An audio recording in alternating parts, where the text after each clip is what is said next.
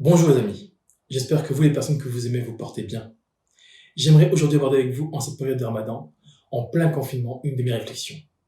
Le jeûne est-il bon pour la santé en ces temps de coronavirus? Tout d'abord, j'aimerais souhaiter à toutes les personnes qui jeûnent en cette période de Ramadan, Ramadan Mubarak Saïd. Pour commencer, le jeûne consiste à arrêter de se nourrir pendant une journée ou plusieurs semaines et à vivre sur les réserves de l'organisme. À l'origine, il s'agit d'un rituel religieux associé à la prière et l'aumône. Les musulmans le pratiquent pendant le Ramadan, les juifs pendant Yom Kippour et les catholiques pendant le Carême. Au cours de l'Antiquité, des philosophes comme Socrate et Platon choisissaient également de jeûner pour améliorer leur performance intellectuelle. Puis, au fil des siècles, cette pratique a commencé à être associée aux grèves de la faim réalisées par des manifestants pacifiques, le plus connu étant bien sûr Gandhi.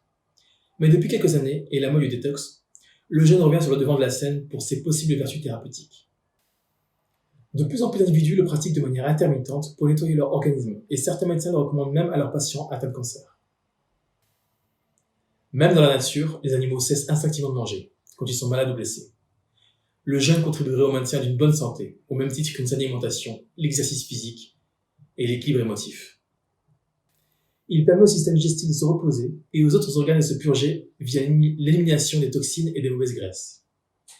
Ainsi, les gens qui entreprennent un jeûne le font généralement pour faire un grand ménage, ou donner au corps des conditions optimales de guérison. Le jeûne n'est pas efficace dans deux contextes. Premièrement, les personnes qui gardent une mauvaise hygiène de vie entre les jeûnes.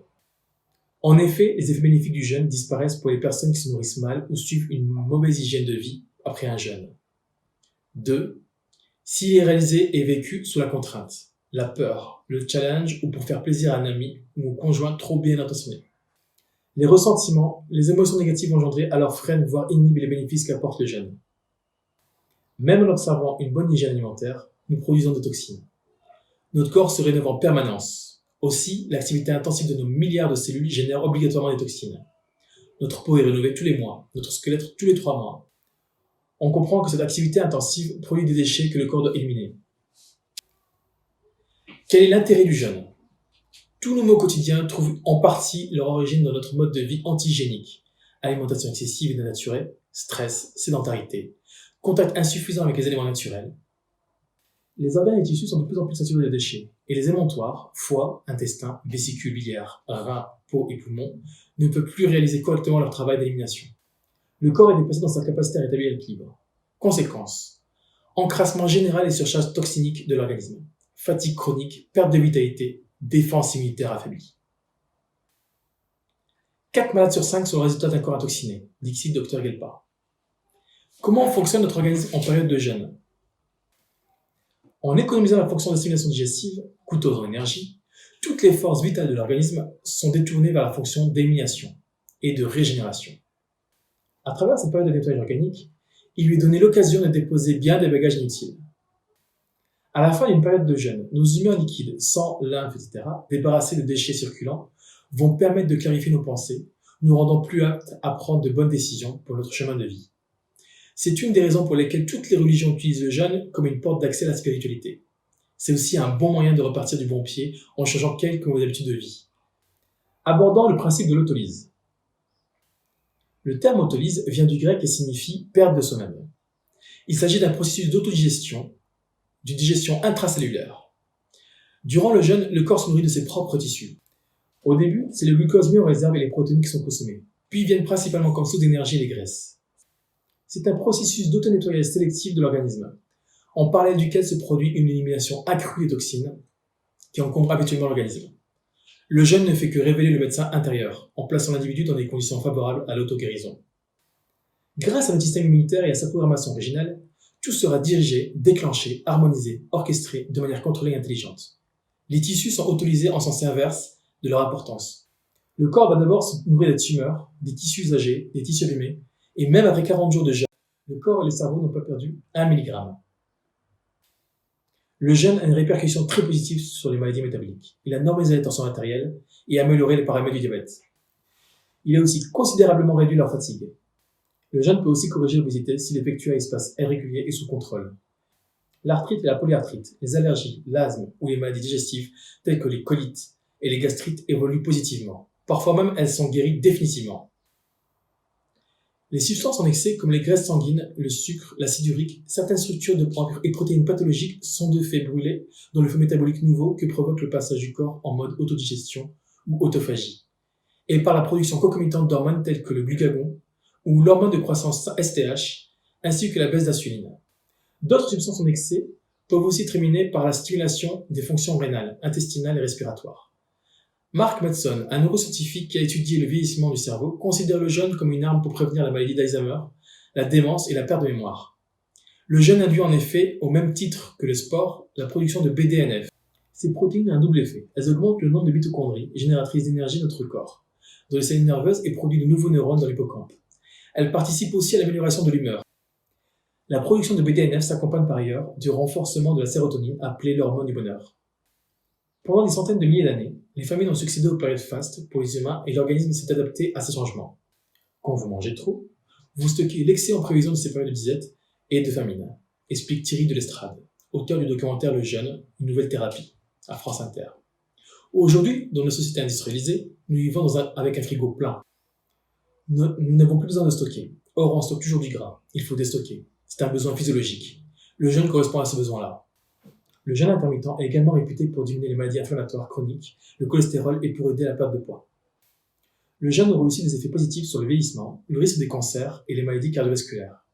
En 2015, les chercheurs de l'Université de Caroline du Nord ont soumis les participants de nos études à 5 jours de demi-jeûne par mois.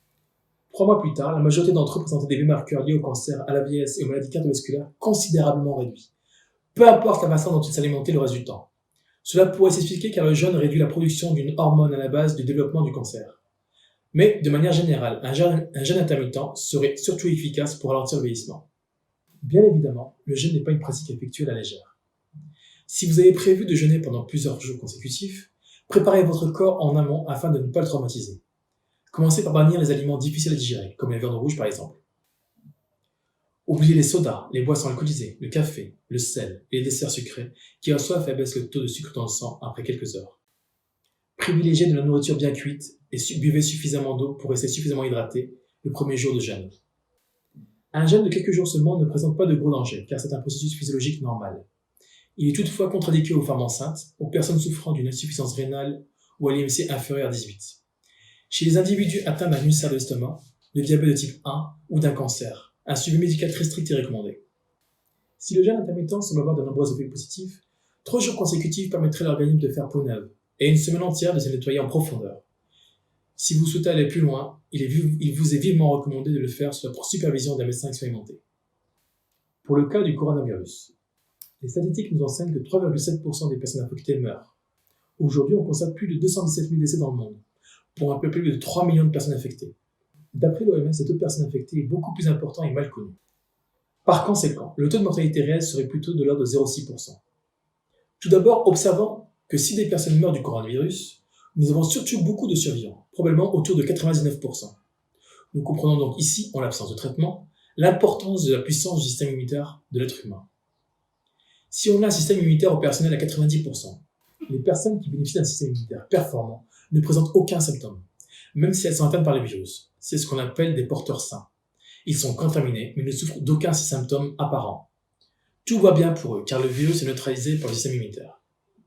Si on a un système immunitaire opérationnel à 60%, les personnes avec un système immunitaire pauvre ont des symptômes lorsqu'elles sont contaminées par le virus. Ces personnes survivront car leur système immunitaire peut lutter contre le virus. Si on a un système immunitaire opérationnel à 40%, pour ces personnes, la contamination est mortelle car leur système immunitaire est déficient. On appelle ça des personnes immunodépressives. Plus les personnes sont âgées, plus le coronavirus est mortel. Les personnes au-dessus de 50 ans représentent un tiers des personnes contaminées, mais 3/4 des personnes qui meurent de la maladie. Cela n'étonne personne, donc tout le monde comprend intuitivement que plus on est âgé, plus le système immunitaire est affaibli. On constate que le système immunitaire est la clé pour survivre au virus. Les études de Valter Longo sur les souris montrent que plus les souris avancent dans l'âge et plus leur système immunitaire s'affaiblit. Valter Longo utilise les globules blancs et lymphoïdes comme marqueurs. On constate que les souris âgées ont un système immunitaire 2 fois moins performant que les jeunes souris. La bonne nouvelle, c'est qu'en jeûnant, les vieilles souris améliorent leur système immunitaire. La quantité des globules blancs reste basse durant le jeûne. Cela est dû à l'élimination des globules blancs âgés et défectueux. Puis, ils augmentent considérablement avec la réalimentation. Les marqueurs lymphoïdes augmentent durant le jeûne, puis diminuent à la reprise alimentaire. Ils restent 2 fois supérieurs par rapport à celui des souris âgées qui n'ont pas jeûné. Maria Buschinger, qui assistait son père pendant de nombreuses années, lui a un jour posé cette question. Que dois-je répondre à ceux et celles qui veulent savoir ce que le jeûne peut guérir? Et Otto Buschinger répondit, demande-moi plutôt ce que le jeûne ne peut pas guérir. Ce ne sont que quelques maladies, tuberculose, hyperthyroïde. Dans tous les autres cas, et notamment dans les cas de maladies chroniques, le jeûne vaut la peine d'être essayé. Il faut être fou d'attendre d'avoir soif pour creuser un puits. Il faut être fou d'attendre d'être malade pour développer son système immunitaire. Si seulement 20% des personnes contaminées souffrent du coronavirus et que 0,6% des personnes en meurent, il est donc intéressant de comprendre que 99,4% des cas, le système immunitaire, donc le terrain, sera plus fort que le virus. Pour une personne à risque, plus de 50 ans, immunodépressive, que faire pour passer dans le camp des 99,4% qui souffrent du virus? Nous pouvons agir nous-mêmes à chaque instant pour nous protéger contre les virus. Non seulement par une barrière physique comme le confinement, les masques, les gants, mais aussi en renforçant le système immunitaire de notre corps. Alors, que doit-on enlever dans notre quotidien pour ralentir la dégradation de notre système immunitaire? Fumer, boire de l'alcool, du vin, de la bière, manger entre les repas, manger des aliments industriels, manger des aliments contenant des nitrites E250, manger des aliments contenant des MSG, on retrouve ça dans la restauration rapide, manger des aliments allégés contenant de l'aspartame, le E951, le sucre raffiné, le glucose, le fructose ajouté au repas, les céréales, les barres à chocolater et les sodas. Ce que l'on peut mettre en place pour booster notre système immunitaire. Jeûner régulièrement. Si vous avez beaucoup de réserves pondérales, jeûnez 1 jour sur 2. Si vous avez peu de réserves pondérales, jeûnez 1 jour sur 4. Si vous n'avez pas de réserve pondérale, jeûnez 1 jour par semaine. Le jeûne permet de régénérer le système immunitaire. Lorsque nous mangeons, des cellules souches sont maintenues en état de dormance par l'hormone IGF-1 et les enzymes PKA. Lorsque nous jeûnons, ces hormones et ces enzymes ne sont plus produites par le corps. Les cellules souches en état de dormance sont libérées. Les globules blancs abîmés sont éliminés et dès réalimentation, de nouveaux globules blancs sont libérés massivement, boostant ainsi notre immunité. Walter Longo est un gérontologue italo-américain et professeur de gérontologie et de biologie à l'Université de Sud-Californie. Et il nous dit: le jeûne donne le feu vert aux cellules souches pour qu'elles s'activent et commencent à proliférer jusqu'à reconstruire l'ensemble du système immunitaire. Et l'autre bonne nouvelle, le corps se débarrasse des parties vieilles, endommagées et inefficaces au cours du jeûne.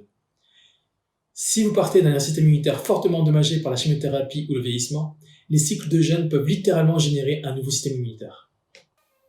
Jeûner peut non seulement aider à perdre du poids sans danger, mais aussi contribuer à prolonger la durée de vie, améliorer le fonctionnement des processus métaboliques, protéger les fonctions cognitives, améliorer les performances physiques, réduire les cas d'inflammation et protéger contre les maladies cardiovasculaires. C'est ce qu'ont découvert Stephen Anton, chercheur à l'université de Gainesville, en Floride, en passant en revue de nombreuses études récentes axées sur les mécanismes et les avantages du jeûne. Pour ceux qui ne jeûnent pas, qu'attendez-vous pour jeûner?